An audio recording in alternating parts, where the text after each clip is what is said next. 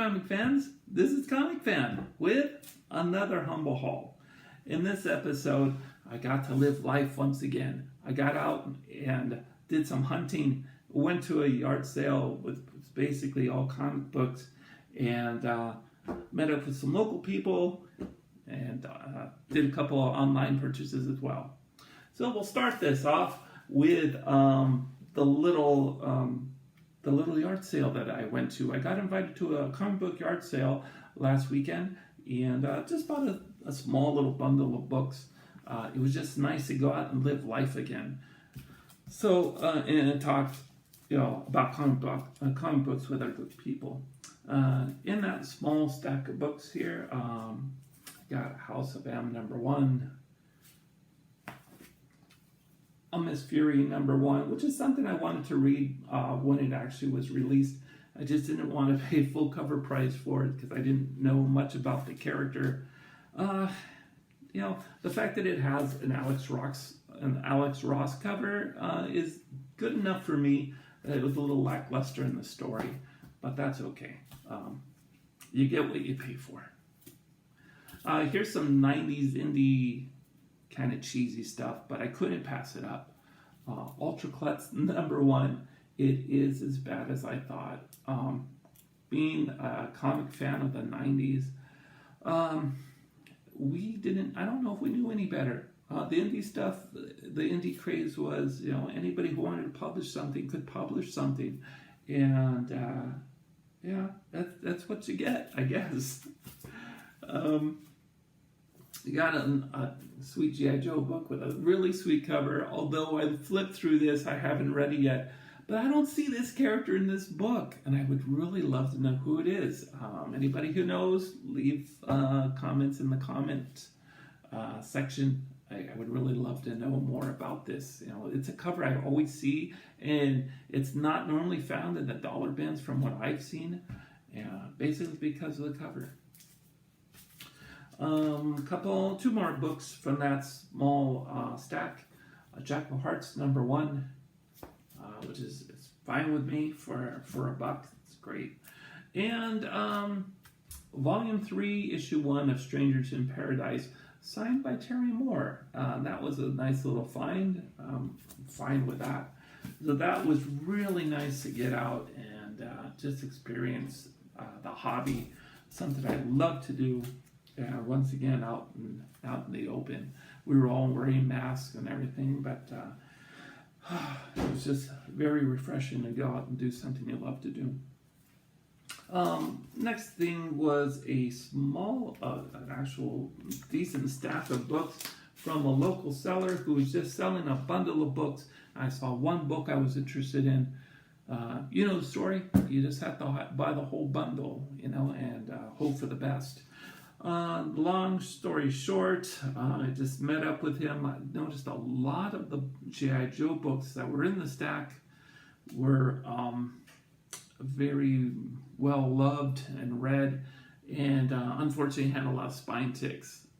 But the one issue I was looking for came out pretty good. Anyway, the short stack consisted of Alpha Flight #51. Jim Lee's first full work in Marvel, not too bad. Uncanny X-Men #227, not terrible. And the split cover of Uncanny X-Men #207, not bad there. Continuing with the X-Men, I had another signed book, not too bad. X-Men #300, full of prisms and shiny things, signed by John Romita Jr. John Romita Jr., not quite as good as his father, but I will take that signature. Okay, now the G.I. Joes. Issue #48. Look at all those ticks. Tick, tick, tick, tick, tick. But the good thing about it was they were all newsstands. I guess that's the bright way of looking at things. Also, issue #57.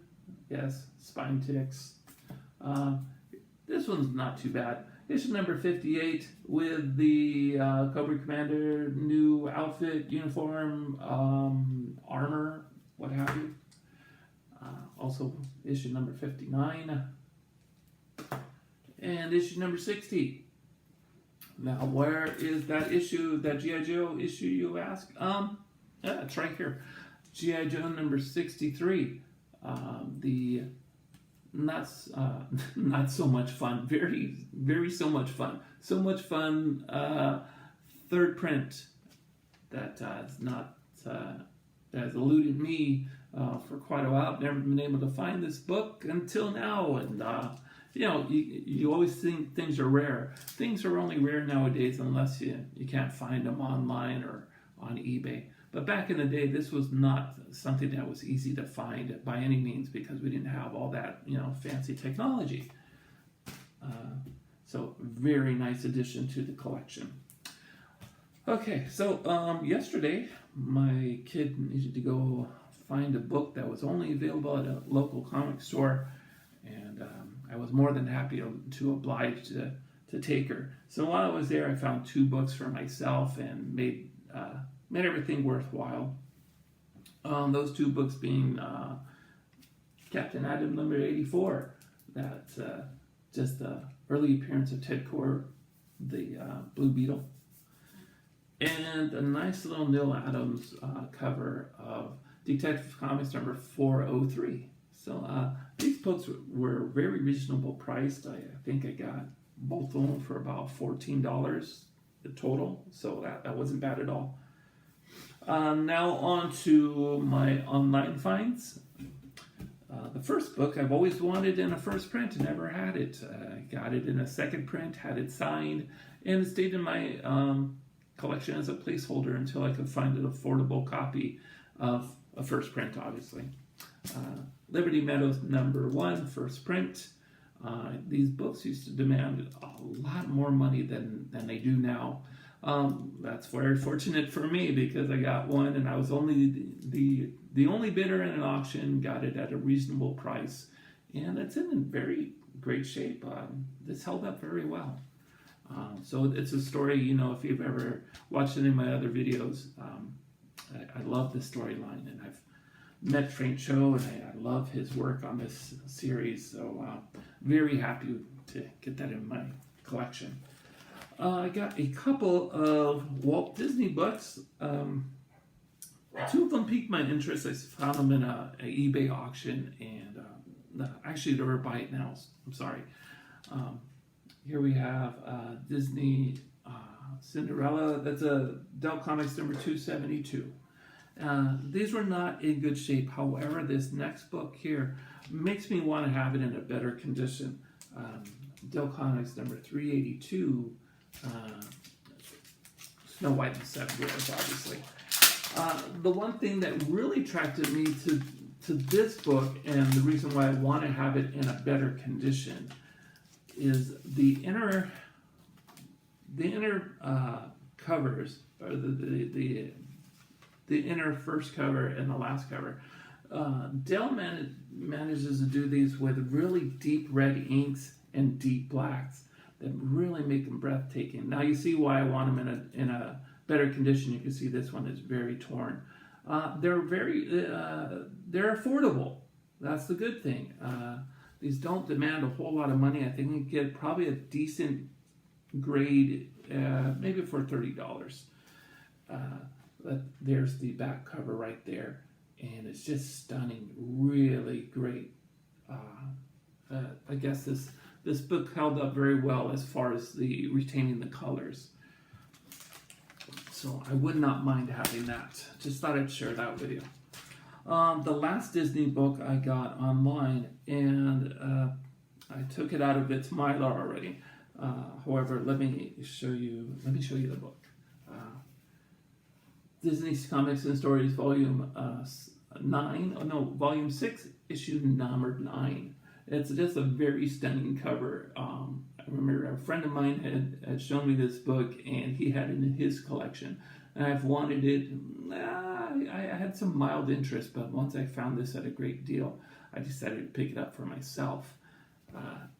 Now, Key Comics Collector app shows this as being the first appearance of Chip and Dale. I'm not going to disagree with it.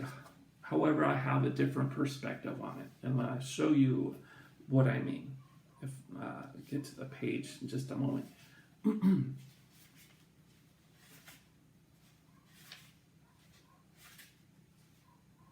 Okay, here we go. Now, in this book, nowhere are these chipmunks go by or addressed as Chip and Dale. There is a likeness to these chipmunks, and it's only a 2-page story, but you see in this last panel that neither one of them have a red nose, although they do somewhat have a likeness. Well, once again, they're addressed as the chipmunks and do not go by the name of Chip and Dale. So take it as you will.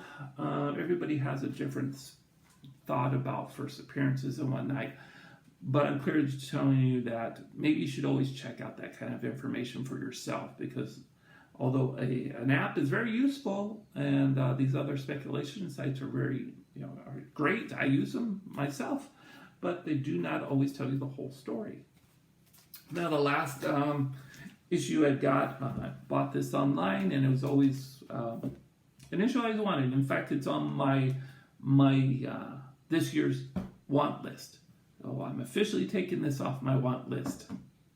It is a book that I've clearly have always wanted, but I saw it snagged up at a local show one time by a good friend of mine, and that made me even want it more. It's clearly Batman number 227, the great Neil Adams homage cover. I've seen it done by other artists before, as you have as well, and but now this one is mine, and I'm very happy to have it. So that is my haul for today. It feels good to have another haul. As you can see from last year, I didn't have much. I think I only had one big haul video. I'd like to change all that. Another thing I want to do is have a discussion, not necessarily about my haul, we've already done that, but a discussion of a topic that I care about just a little bit. And it has to do with other YouTube. It's not a rant, it's not a debate, just a discussion. So I'll be following this video up with that, in the not so distant future. So in the meantime, this is Comicfan, and till next time, happy hunting. We'll see you later. Bye bye.